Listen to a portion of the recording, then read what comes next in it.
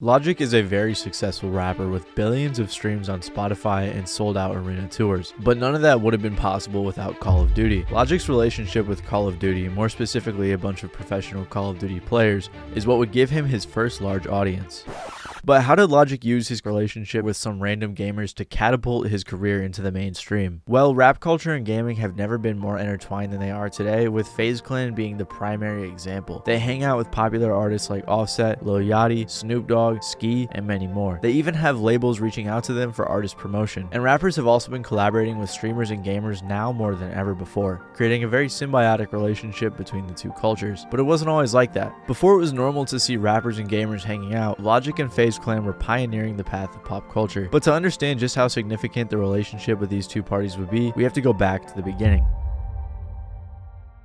The story begins in 2004, when Logic first became interested in rap. He was a big fan of pop culture, and after watching Kill Bill Volume 1 and hearing RZA's soundtrack, he knew exactly what he wanted to do. Being raised in a very rough environment with an absent father and a drug-addicted mom, Logic had a lot to get off of his chest. He also had a friend he referred to as his mentor by the name of Solomon Taylor, who gave Logic tons of CDs with instrumentals for him to practice writing and rapping over. Fast forward a couple of years, and Logic first began recording his music in 2006. But he wasn't going by Logic at the time. In fact, he had many different aliases before he could land on one. Did you have other names before that?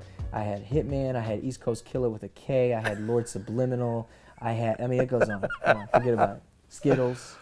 Skittles? Oh, forget about it. After honing his rapping abilities for years and taking inspiration from artists like Nas, Big L, and Wu-Tang Clan, in 2009 he finally put out his first full-length release, Psychological, the mixtape. He would go around his hometown selling the CD, which probably sounds foreign to us now, but with this method he was actually able to gather a small fan base and was even able to open for artists like Pitbull, Ludacris, and more. While he was making music, he was working 2 jobs, including a job at Joe's Crab Shack where he would eventually perform. He was putting in a ton of work. In 2010, Logic released his debut mixtape titled Young, Broke, and Infamous, which received a whopping 998 downloads in the first 8 days. At the time, he was staying in his friend Big Lembo's basement, still slowly growing his fanbase, and he even had his first college radio interview that year and was gradually hitting milestones. But Logic had much more planned for 2011. While Logic was hard at work on his music, FaZe Clan was creating something huge in an entirely different world. 3 kids, known as Clips, Housecat, and Resistance, founded a gaming team called FaZe Clan. They were just some teenagers who met online playing Call of Duty Modern Warfare 2, and they were pretty good at the game. They began posting their cool gaming montages to their YouTube channel, which were a bunch of pretty impressive clips with music playing in the background, and they started to gain a following. Eventually they wanted more members, so they started to host tryouts, and that's how they met FaZe Temperrr, who was really about business and branding. Temperrr would help out a lot with editing and graphic design, doing a lot for the team. However, some of the founders had issues with Temperrr, so Temperrr changed the password of the FaZe Clan YouTube channel, and the founders eventually left the team. With Temperrr now as the leader, he began recruiting the best snipers he could find. FaZe Clan continued posting Call of Duty content, and they began amassing a fan base pretty quickly. The game that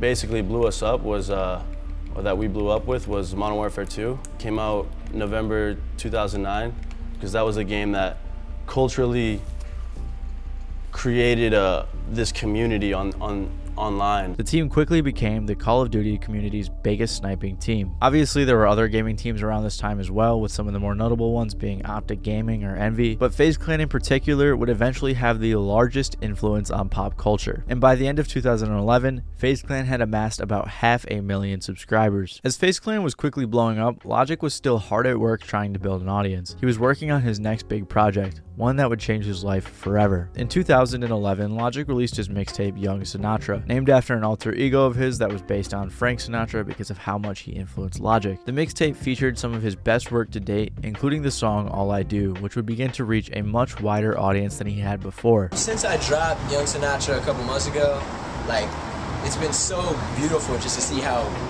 much it's grown and spread on such a nation and a worldwide level. It's very beautiful. One of the people who found Logic was FaZe Temperrr, who then got into contact with him. At the time, FaZe Clan was DMing tons of artists trying to build relationships with them so that they could use their music in their gaming montages. So music was 1/3 of the equation, and we needed to get the rights to use all the songs that we used.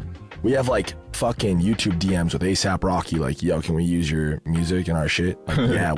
go for it. Like, you know what I mean? Like, that's what it was, and that was our permission to use his shit. So FaZe built a relationship with Logic, and in December of 2011, temperrr sent him a hoodie. Then in February of 2012, Logic released a music video for the song called The Spotlight, and in that video, he was wearing the FaZe hoodie that temperrr had sent him. A few days later, FaZe Clan released an episode of their montage series Illcams, featuring the same Logic song, and even the occasional clip from Logic's music video. And then it was pretty cold in Maryland, and I needed to shoot a video, and I was wearing all black, and I was like, oh, this hoodie's really cool. It matches my infrared Jordan 6s. So I wore that, and then the next thing I know, there's like millions of people listening to my music that I had no idea about, all because I was cold.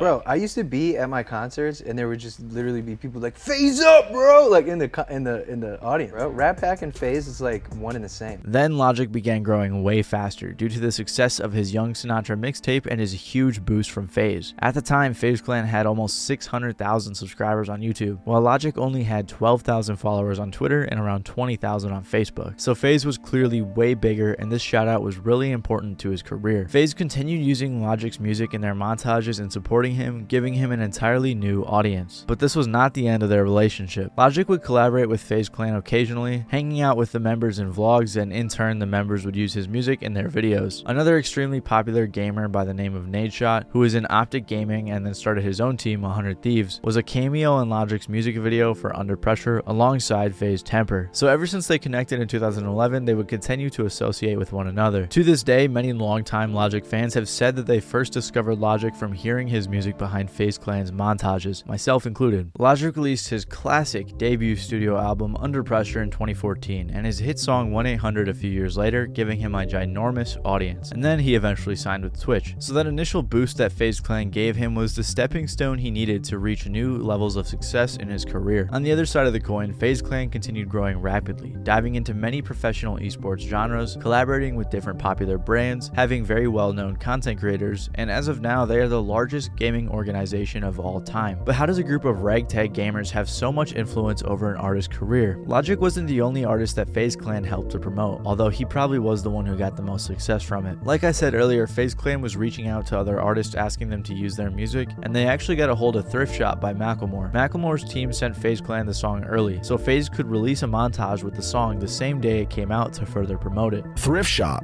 that was like his big moment.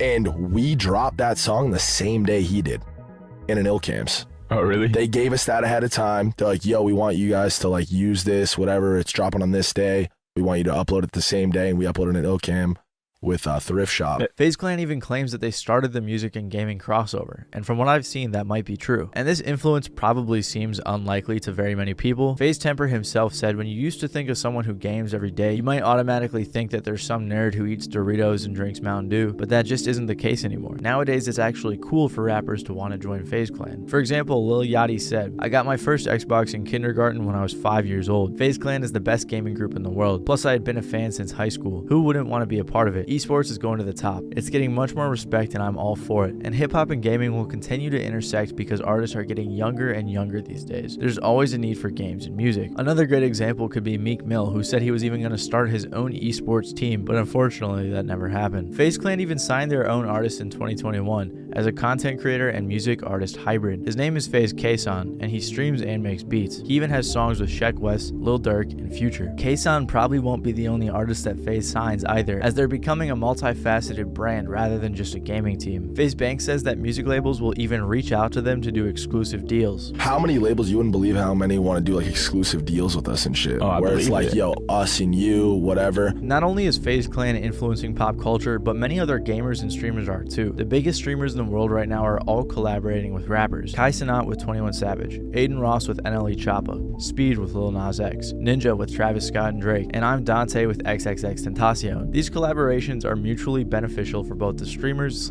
gamers and the rappers. The streamers get the attention from people they otherwise wouldn't, and fans of the artist get to see another side of that artist that they usually wouldn't see. Whether or not you realize it, internet culture and gaming are growing rapidly and have much more of an impact over pop culture than you may think. The two are slowly but surely becoming inseparable. Hope you guys enjoyed the video. This has been Matty Balls. See you guys later. My camera's gonna die. Bye.